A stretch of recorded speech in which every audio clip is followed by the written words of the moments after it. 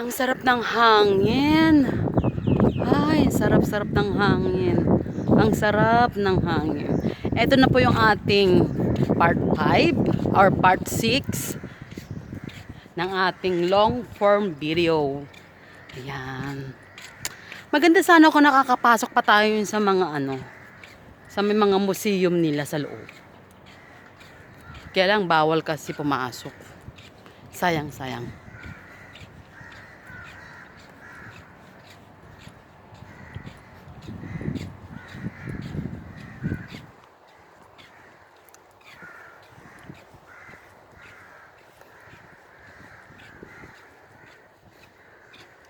May mga lugar kasi dito sa loob na bawal yung camera.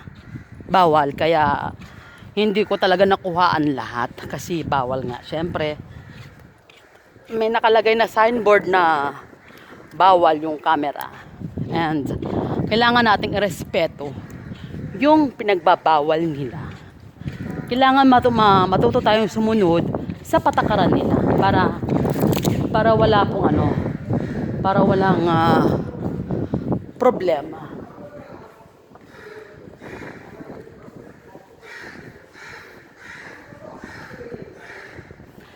Ito yung kanan ng long way. Yan, kapag nandito ka, pag nakaharap ka sa kulay blue na palace, kanan siya. Yung kinuha natin kaninang, yung unang-una is yung kaliwa niya. Okay, so nandito tayo ngayon sa kanan. And magpapalamig muna tayo kasi mahangin nga at saka medyo pinapawisan talaga ako. Siyempre naglakad ba naman ako eh. Hindi ko kasi nahabol si Manong. May yung cart, yung katulad yung sinakyan ko sa sa park diyan sa Rosale, yung cart.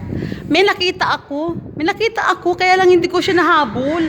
Hindi ko siya kasi nasa lubong ko siya kaya lang bigla siyang lumiko sa isang iskinita.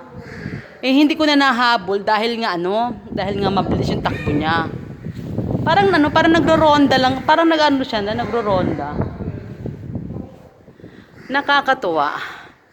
Para siyang nagro-ronda din. So dito muna tayo and talaga magpapahinga muna ako dahil talaga mainit ang panahon talaga.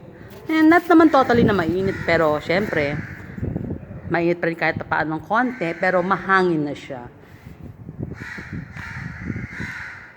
Talagang kinakarir ko na talaga ang pagkukuha ng mga video because I want to share to all of you, my classmates and my friendship, how Oman is very traditional. Traditional talaga yung mga culture niya, yung kanilang mga paniniwala. Talagang sa lahat ng mga Gulf country, ang Oman ang naiiba na mga hindi pa talagang true developed country. Kasi ang Oman is wala kang makikita mga matataas na mga tower. Ang pinakamataas lang, I think, mga 10 floor. Yun lang ang pinakamataas yata, 10 floor to 15 floor lang yata ang pinakamataas.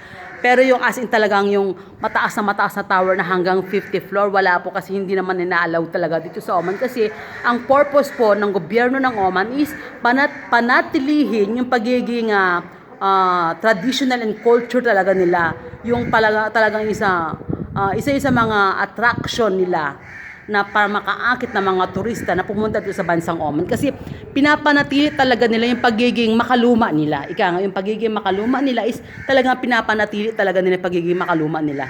Totoo, pinapanatili talaga yung pagiging makaluma nila. Not unlike yung mga ibang Gulf country like Emirates and Qatar and Bahrain and Saudi Arabia, talagang nagsisitaasan talaga yung mga tower nila.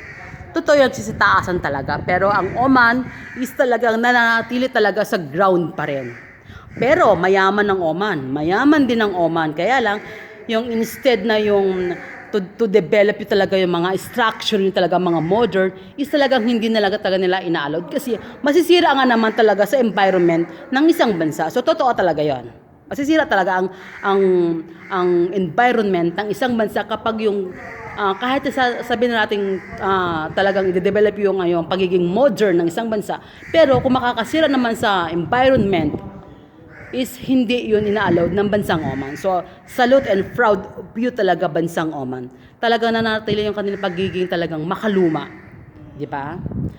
Ika nga yung mga, kasi tayo mga tao isa, lalo na ngayon yung mga young generation, isa, hindi nila alam kung ano ang mga tradition talaga o yung mga culture talaga na sa isang bansa, sa bansa na meron sila. Dahil nga, nakain na ka ng modernization at saka nung talagang pagiging modern talaga ng isang bansa. Ika nga, sumasabay na sila sa agos ng kung ano ang in ngayon sa isang sa buong daigdig.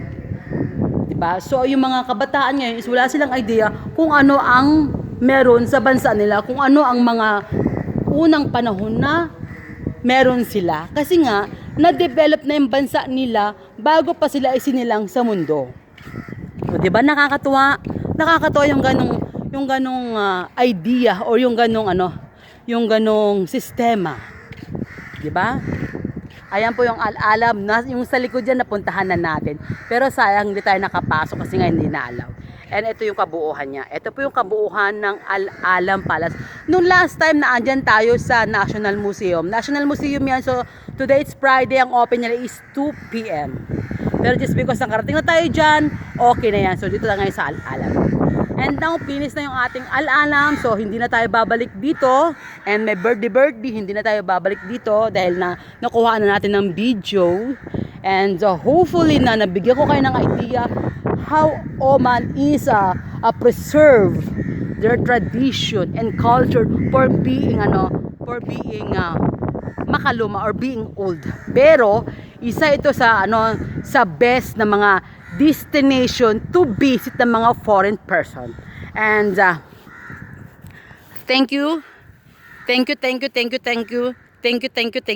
to you Al-Alam, and hopefully nabigyan ko kayo ng magandang idea and ng magandang knowledge or additional knowledge po sa bansang Oman. And thank you and God bless and shukran.